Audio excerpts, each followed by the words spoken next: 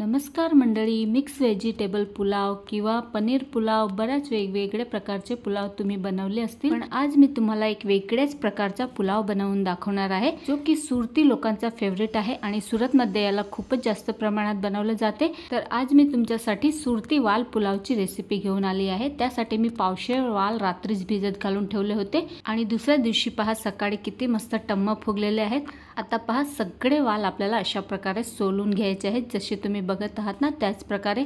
तर सर्वात जास्त मेहनत आपल्याला हे वाल सोलायलाच लागते, दुसरी काहीही मेहनत लागत नाही पुलाव बनवण्यासाठी। फक्त सगळ्यात जास्त मेहनत लागते ती हे वाल सोलण्यासाठीच लागते। अर्धा ते 1 तास तुम्हाला वाल सोलायला नक्कीच लागेल, पण एकदा हा पुलाव जर बनवून खाल्ला तर त्याची टेस्ट तुम्ही कधीच विसरणार नाहीत आणि याची भाजी देखील खूपच टेस्टी अशी लागते। तर पहा सगळे वाल अशा प्रकारे मी सोलून घेतलेले आहे। 1 ते पाऊण तास मला हे वाल सोलण्यासाठी लागलेला आहे। पण चला, जिभेचे चोचले जर पुरवायचे असतील तर एवढी मेहनत तर घ्यावीच लागणार आहे। तर पहा पावशेर वाल मी भिजत घातले होते आणि भिजल्यानंतर ते जास्त प्रमाणात झाले म्हणून अर्धे मी काढून ठेवले आहे आणि फक्त 1 वाटी भरून मी वाल घेतलेले आहे आणि 1 मोठा बटाटा कापून घेतलेला आहे, 1 मोठा टमाटर कापून घेतलेला आहे आणि अद्रक लसूणची पेस्ट घेतलेली आहे। आणि इथे पहा मी 2 वाटी बासमती तांदूळ घेतलेले आहे।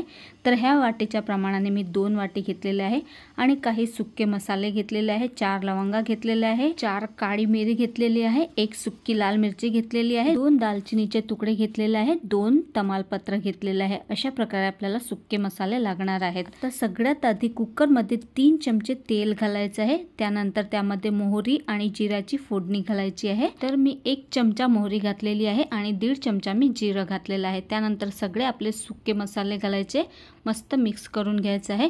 नंतर आलं लसूणची पेस्ट घालायची आहे आणि याला मिक्स करून घ्यायचं। नंतर यामध्ये कापलेला टोमॅटो घालायचा आहे आणि याला सुद्धा मिक्स करून घ्यायचं। नंतर बटाटा घालायचा आहे, जो आपण कापून ठेवला होता तो बटाटा घालायचा आणि जे वाल घेतले होते ते सुद्धा यामध्ये घालायचे आहेत। नंतर सगळं आपल्याला मस्त मिक्स करून घ्यायचं आहे। हे बघा अशा प्रकारे मिक्स करून घ्यायचं। नंतर काही बेसिक मसाले घेतलेले आहे, 2 चमचे लाल तिखट घेतलेलं आहे, 2 चमचे गरम मसाला, 2 चमचे धणेपूड आणि 1 चमचा हळद घेतलेली आहे। एवढे बेसिक मसाले घालायचे आणि पुन्हा मिक्स करून घ्यायचं। आणि बासमती तांदूळ मी 10 ते 15 मिनिटं भिजत घालून ठेवलेला होता, त्याला सुद्धा स्वच्छ पाण्याने धुवून यामध्ये घालायचं आहे आणि छान असं मिक्स करून घ्यायचं आहे। अगदी हलक्या हाताने मिक्स करायचं, नाहीतर बासमती तांदूळ आपला तुटू शकतो, म्हणून अगदी हलक्या हाताने मिक्स करायचं आहे। नंतर ज्या वाटीने आपण तांदूळ मोजले होते 2 वाटी, त्याच वाटीने आपल्याला दुप्पटीने पाणी घालायचं आहे। तर मी 4 वाट्या पाणी घातलेलं आहे। नंतर 2 चमचे मीठ घालायचं आहे आणि मस्त प्रकारे मिक्स करून घ्यायचं आणि शेवटी भरपूर अशी कोथिंबीर घालायची आणि मिक्स करून घ्यायचं आहे। मग पाण्याला 1 उकळी येऊ द्यायची आहे। उकळी आल्यानंतरच ह्याला झाकण लावायचं आहे, त्याने आपला पुलावही लवकरच शिजला जातो, म्हणून झाकण लावण्याआधी 1 उकळी जरूर येऊ द्यायची। नंतर फक्त 2 शिट्ट्या होऊ द्यायच्या आहे आणि पहा मस्त आपला सुरती वाल पुलाव बनून तयार झालेला आहे, अगदी सुटसुटीत झालेला आहे।